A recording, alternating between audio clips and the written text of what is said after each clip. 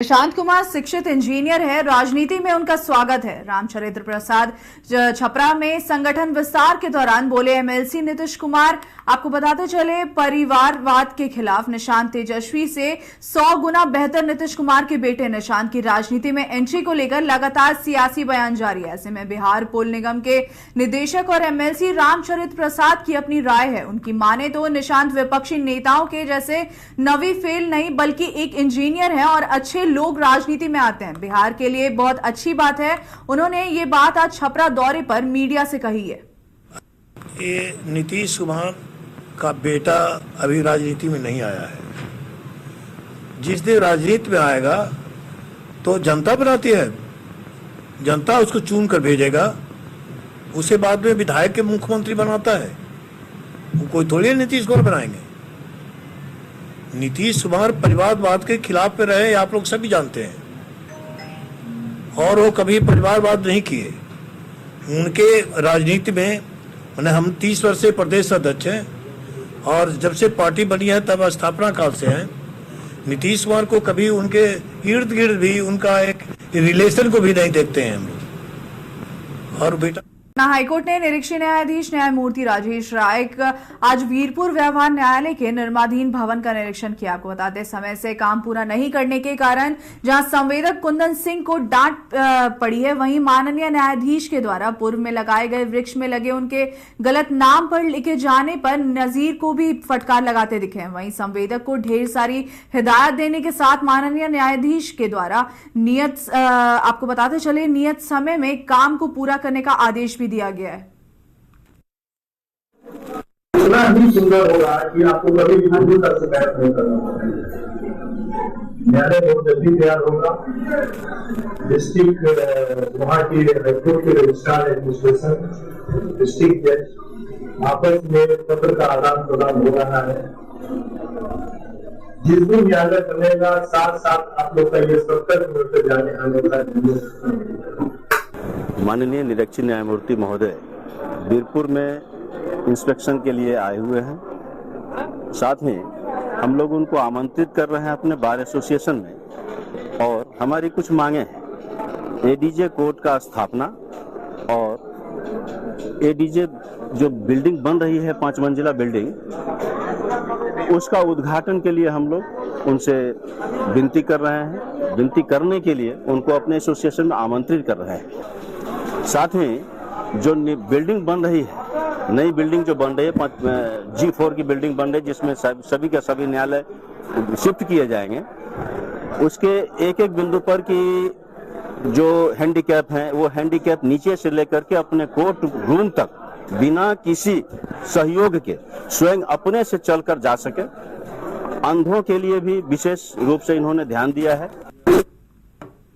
Patna city के नौजर घाट स्थित प्रसिद्ध चित्रगुप्त मंदिर में सनातनी गंगा फाउंडेशन की ओर से एक महत्वपूर्ण बैठक आयोजित की गई। आपको बता दें, इस बैठक में फाउंडेशन के पदाधिकारियों सहित समाज सेवी पंकज सिन्हा और कैप्टन प्रवीण समेत कई गणमान्य लोग उपस्थित रहे। बैठक के दौरान गंगोत्सव 2025 को लेकर विशेष चर्चा की गई है, जिसमें कार्यक्रम की रूपरेखा तय की गई है। संस्था के सदस्यों ने जानकारी देते हुए बताया कि कई मई महीने में भव्य जयकारा दिवस गंगा उत्सव का आयोजन किया जाएगा, जो पूरे 11 दिनों तक कंगन घाट पर चलेगा। इस आयोजन में न केवल देश बल्कि विदेशों से भी कलाकारों को आमंत्रित किया जाएगा। कार्यक्रम को और भव्य बनाने के लिए बॉलीवुड सितारों को भी उपस्थित संभावित है।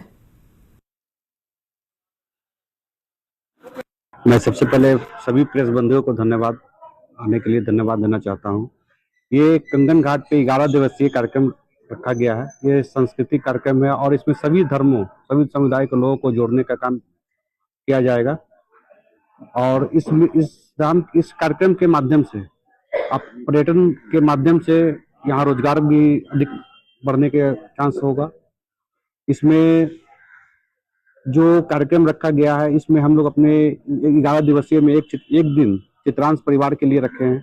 विषय यह है कि जो गंगोत्सव, जो 11 दिवसीय गंगोत्सव होने जा रहा है कंगन घाट पर मई में, उसी विषय में बात करनी थी। और ये कार्यक्रम कला संस्कृति का एक ऐसा संगम होगा जिसमें देश ही नहीं विदेशों से भी कलाकार आएंगे। देश के नामी गिरामी हस्तियां भी आके यहाँ परफॉर्म करेंगी और कुछ ऐसा समावेश होगा जिससे कि आने वाले पीढ़ियों को भी ये लगेगा कि हाँ, हमारे बिहार में कुछ बहुत अच्छा हो रहा है जो कि कला संस्कृति से रिलेटेड है। नदी को बचाने के लिए, इन्वायरमेंट के लिए कितना प्रतिबद्ध है और बिहार को बढ़ाने के लिए कितना कर्मठ होके आगे बढ़ रहा है, उसी एसेंस इस कार्यक्रम में उम्मीद है कि जानी मानी हस्ती में हेमा मालिनी जी का भी हम लोगों ने प्रोग्राम लिया है, अभी कंफर्म मई के मतलब फर्स्ट वीक में हो जाएगा। मुकेश खन्ना जी जो महाभारत में जिन्हें भीष्म का रोल किया था, हम कोशिश कर रहे हैं, बात भी हुई कि उनको यहाँ लाकर गंगा संवाद कराएं, और अनेक जानी मानी हस्तियां जो पद्मश्री अवार्डी भी हैं उनको भी हम बुला रहे हैं। मैं सबसे पहले खबर राजधानी पटना से है, जहां पुलिस ने गर्दनीबाग इलाके में 2 लोगों को गोली मारने के मामले में कार्रवाई की। आपको बता दें, पुलिस ने गोली मारने वाले युवक शुभम सिंह को गिरफ्तार कर लिया। वहीं पुलिस ने गिरफ्तार अपराधी के पास से एक पिस्टल, 6 कारतूस के अलावे देसी कट्टा और खोखा भी बरामद किया। सचिवालय डीएसपी डॉक्टर अनु कुमारी ने इस पूरे मामले की जानकारी देते हुए बताया कि शराब की खरीद बिक्री को लेकर भी 2 गुटों में विवाद की बात सामने आई है। पुलिस मामले की जांच कर रही है और गिरफ्तार अभियुक्त से पूछताछ की जा रही है।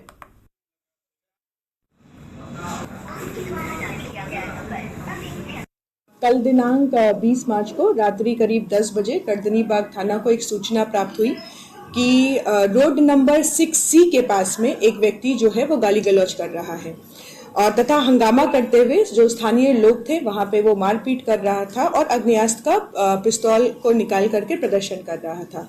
त्वरित कार्रवाई करते हुए जो थाना की पूरी टीम वहां पे पहुंची, जहां पे ये पाया गया कि उस व्यक्ति के द्वारा जो फायरिंग की गई थी, इसमें से 2 लोग घायल हुए। जो घायल व्यक्ति थे उसमें से एक का नाम पवन कुमार है जो कि करीब 45 साल के हैं, और एक सिद्धि कुमारी जो कि 16 वर्ष की है, ये जख्मी हुई थी।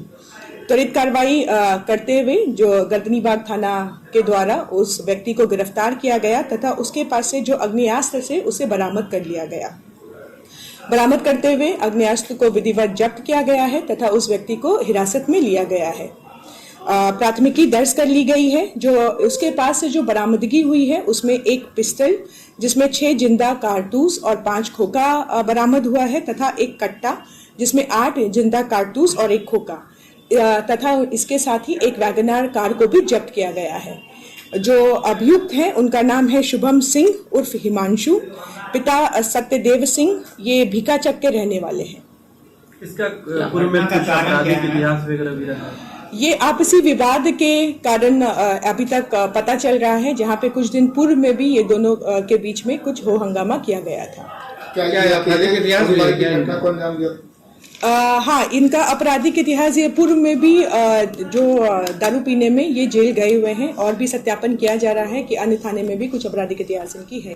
कल दिनांक अगली खबर आरा से आपको बताते चले, आरा में हुए लूटकांड मामले में भोजपुर पुलिस को बड़ी कामयाबी मिली है। एसपी मिस्टर राज ने मीडिया को संबोधित करते हुए बताया कि पुलिस ने लूटकांड में सम्मिलित अपराधियों का साथ देने वाले 2 स्थानीय को गिरफ्तार किया है। आपको बताते चले जिनकी आपराधिक इतिहास भी है कि 10 मार्च को दिन दहाड़े शहर के तनिष्क शोरूम में अपराधियों ने लूट की वारदात को अंजाम दिया था, जिसमें लगभग 10 करोड़ के जेवर लूटे थे।